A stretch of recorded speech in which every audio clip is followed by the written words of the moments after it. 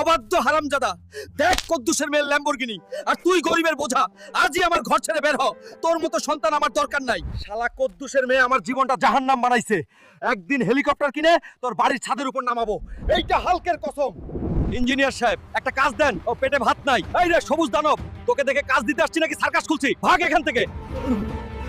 এখন কি করব, কাজও পেলাম না। মনে হয় আমার জীবনটা শুধু মার খাওয়ার জন্যই।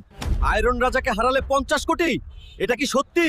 শোন গ্রামবাসী, কেউ আছে নাকি যে আয়রন রাজাকে হারিয়ে 50 কোটি জিততে পারবে?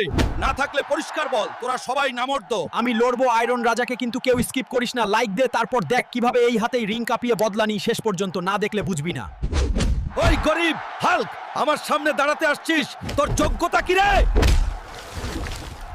গরিব হাল্ক বলেছিলি না?